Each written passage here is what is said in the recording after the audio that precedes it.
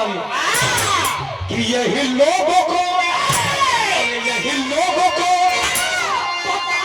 चले फिर से पिंटू के दीवाने चले हैं।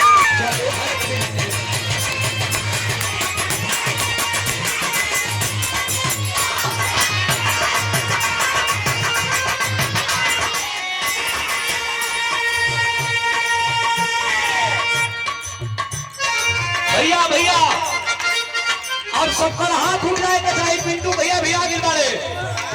यही लोगों को बताने चले हैं।